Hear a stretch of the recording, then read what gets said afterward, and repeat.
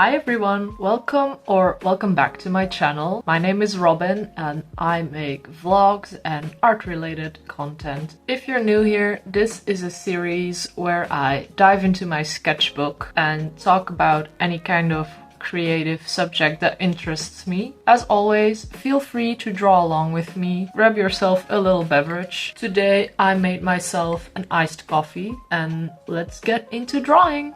This episode's topic actually comes from a comment on my last Ink and Think episode, where someone brought up their struggle of trying new things, particularly out of fear of not being passionate about them.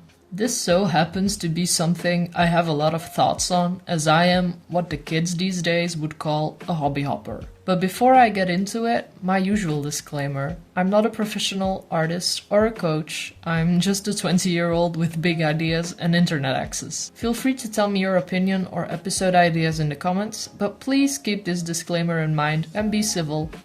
At the root of this comment, I find that there's a fear present. In this commenter's case, feeling scared of trying something new and not being passionate about it. I believe that this fear can have a deeper root, or maybe manifest in different ways. It could be a general sense of perfectionism, or not wanting to be a quitter, not wanting to invest financially or emotionally into something that doesn't end up being a long-time passion. And that's just it, isn't it? Often, we feel fulfilled by creative pursuits, and we want those things to benefit our lives in the long run.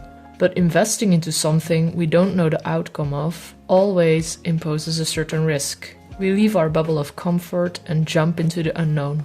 It may not always feel this drastic, but if you're someone who finds comfort in controlling factors in your life, trying new things, whether it's a new hobby, a new restaurant, or something else like dating, can bring a great sense of anxiety and instability. But at the end of the day, if we never take any sort of risk, we would always remain stuck in the same place we're at right now. And the fact that you want to try something new creatively might be a sign that you don't want to be stuck, that you want to expand your horizon.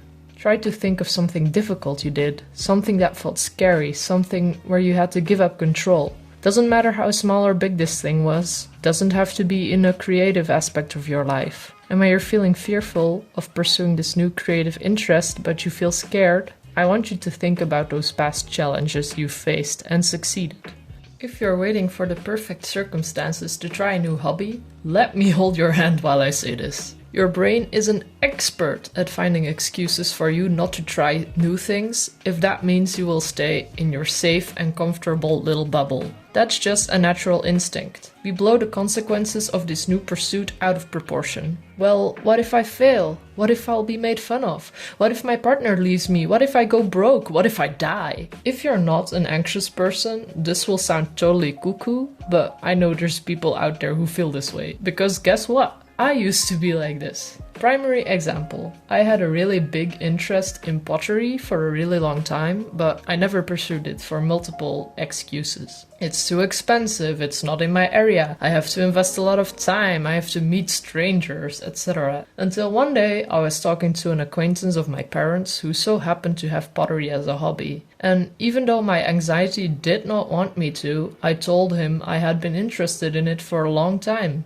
And before I knew it, he took me to a local ceramicist who had a pottery studio in a shed in his backyard for an introduction. And before I knew it, I was biking 11 kilometers on the weekends to follow a class. The biggest part of the fear is often in taking the first step, the free fall into the unknown. But once you find your footing, you realize it's actually not all that bad. The next thing I want to address is the fear of trying something only to find out it doesn't become a passion, or that it's just not for you. Once again, try to think of something difficult you ended up trying. It didn't go well, but you can always draw a constructive lesson from it, or learn something about yourself. And if it did go well, it probably added something good to your life. And yes, it will always be a gamble, like I've said before. But in my opinion, no matter the outcome, something positive can always be drawn from it. Another thing that helped me was imagining myself giving the same amount of attention to every single thing I've ever tried and liked in my life. I'd be totally overwhelmed. Pottery is something I really like, but the last time I did it was in August. I really like to bake and I really like to make bouquets, but it's something I do once a month at best. I really like writing out scripts for these episodes, but if I were to write an episode every day, I'd chicken out in no time.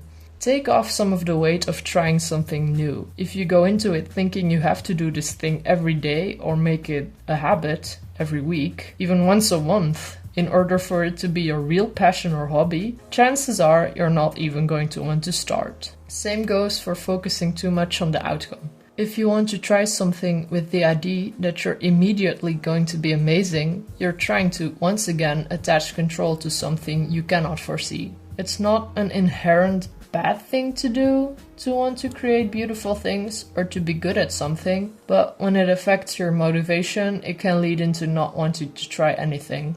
Try to find enjoyment in the process of doing things, whether it's creative or not. If you're a creative who posts their art on social media, or if you depend on your art financially, there might be another aspect to this fear. We often need to niche down to appease an algorithm or our target audience, meaning we're even more likely to stick to one specific art style. This whole art style debate is something separate I could probably make a whole extra episode about.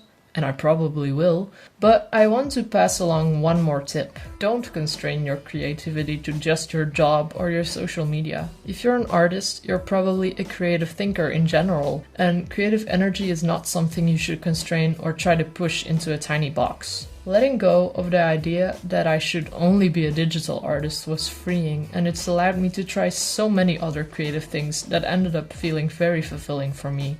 After talking about all of these different aspects, it really comes down to one thing. We don't need to limit ourselves or put ourselves in a box, whether it's our creativity, our passions, or our potential. So let's quickly recap these points to make sure you're walking away with something practical. Tip number 1. Recognize the fear. Understand that the fear of trying something new comes from a deeper fear of the unknown, like perfectionism or the worry of not being passionate. Taking risks is part of growth, and it can feel uncomfortable, but it's necessary to move forward. Tip number 2. Take the first step. The hardest part is often just starting. Once you take that first leap into the unknown, you'll often find that it's not as scary as you imagined. Whether it's a hobby or a career path, that first step can be liberating. Tip number 3. Don't focus too much on the outcome. Remember that not everything you try has to turn into a lifelong passion. It's okay to give yourself permission to try things without the pressure of becoming great at them. It's the process that counts, not always the product. You can enjoy things and learn things without having to do them every single day. Tip number 4. Let go of constraining yourself. Especially for creatives, don't limit your work to just what your job or social media niche demands. Letting go of these constraints opens up your creativity and gives you the freedom to explore and grow in unexpected ways. As always, thank you so much for checking into this episode of Ink and Think. If you liked it, feel free to check out the first episode or any of my other videos on my channel. And if these tips were helpful, definitely let me know which one was your favorite, or if you have any other kind of things you would like for me to talk about. My other social media can also be found in the description, and I really want to thank you guys once again for the support on the first episode. This is my most watched video on my channel so far, and it just warms my heart that the things that I have to say resonate with other people. So I definitely wanted to say an extra thank you for that. I hope you have an amazing weekend or the rest of your day, wherever you are. Thank you so much. Bye!